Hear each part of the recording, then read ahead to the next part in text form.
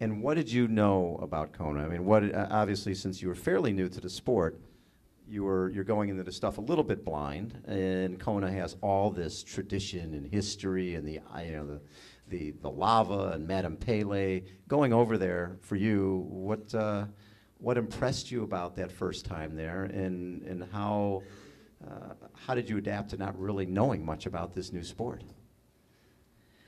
Yeah, I didn't know that much about Hawaii, but prior to becoming a professional triathlete, I really didn't, and it was only through speaking to the likes of Belinda Granger and all of the other athletes that I learned about it. I didn't know about the history, and I have to say I didn't really have a full appreciation for the magnitude and significance of the event. Even I think after I won the first year. I was kind of nervous going in. I'd never sat on a time trial bike. So I got my first time trial bike after Singapore. So I had like 5 weeks to learn to ride this new machine. And I was still fiddling with the setup going into Kona, like even the days before the race in Kona. But I went there just wanting to race. I love to race. I really, really enjoy the Ironman and the Ironman distance and all the highs and the lows and the challenges it presents. So I was just excited to be there, and it's a beautiful place, and it has some of the it's where triathlon began, and it had all of the best athletes in the world assembled. Right. So I was excited about the opportunity to kind of pit myself against them. I knew that I was training well because obviously I was training within a team, and many of the other girls were actually going to Hawaii. So I knew how I was doing relative to them. But winning Hawaii never even crossed my mind. It was something that someone else does. I was hoping for a top 10. So you were as surprised as all the rest of us were when you won that thing. I mean, I hardly knew who Chrissie Wellington was, let alone anyone else. Everyone says, Chrissie who, Chrissie who, Chrissie who. So when you were, because you came out of the water a little bit back, and you basically blitzed your way through the field, and when you were passing these people like Kate Major and McKeely Jones and all these, former Ironman champions, did you have a clue who any of these people were? No. There's the girl with the curly hair. There's the girl on the pink bike. And this other girl keeps coming up to talk to me. They say her name is Paula Newby something. I don't know who the heck she is. Oh, that was embarrassing. Oh, no, that's another story, but I didn't know who Dave Scott and Mark Allen were when they came up to me. I only knew who Mark Allen was because he had a T-shirt. He had Mark Allen online. Okay, yes, you knew him. No, I really didn't. Yeah. I really didn't. But I think ignorance was bliss. I didn't defer to anyone. I was just racing my own race, and I was as surprised as everyone else when I went into the lead. And I was just so happy. I couldn't believe I'm in the lead and the World Championships, and it just seemed so surreal to me, so surreal. And I just kept expecting someone to come past. Right. Someone will come past. And no one did. And then on the run, someone will catch me, someone will catch, and they never did. And, That's sort of a surprise, huh? It was. It was just incredibly surreal experience. Now, were your parents at that first Ironman?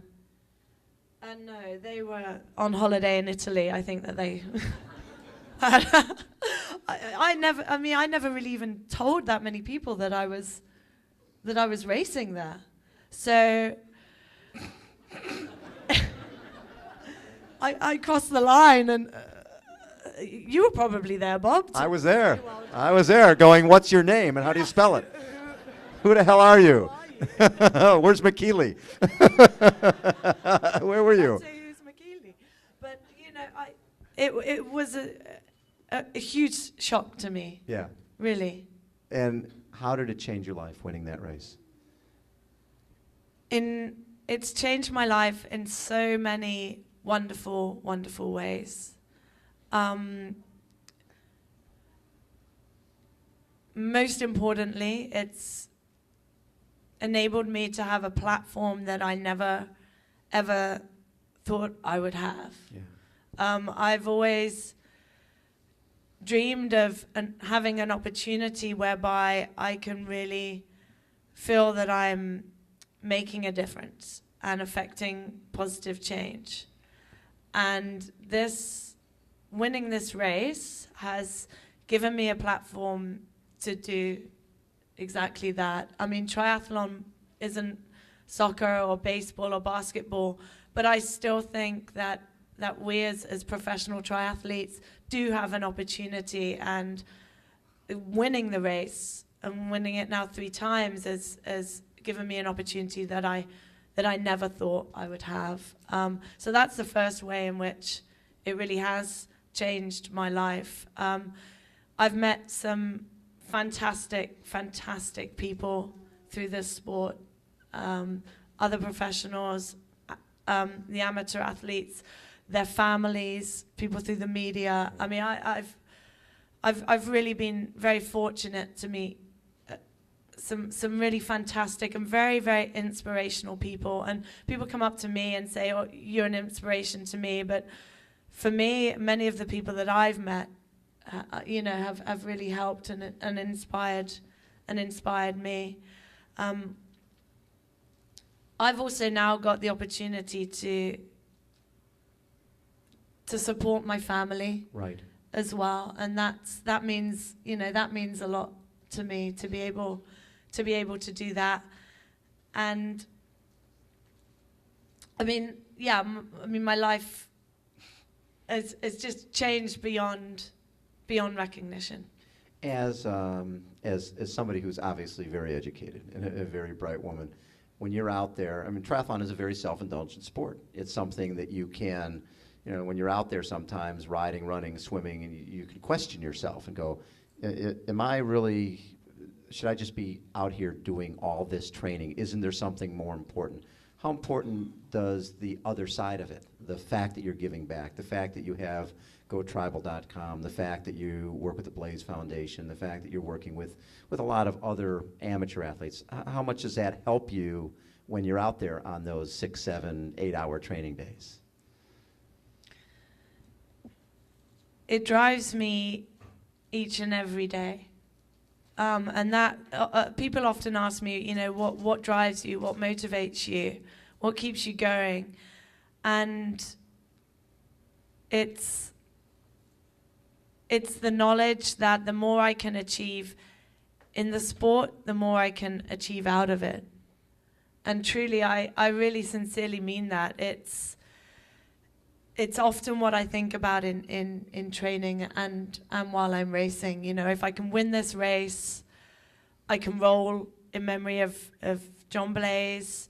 I can give a victory speech and speak about the things that I'm passionate about.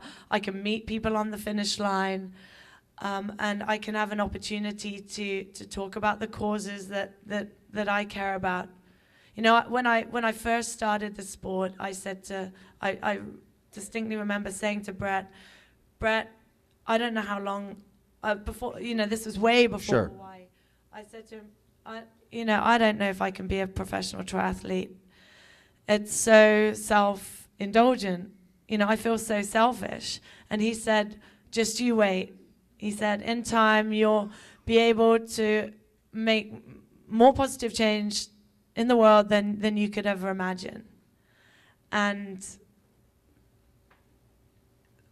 I think that scenario, I guess, is coming true. But no, it's incredibly important to me to be more than just a swim, bike, and runner. I want my legacy to be more than a time and a victory on a page or in a record book. Because I think what will be the lasting legacy is if I actually do something with the opportunity, with the position that I have.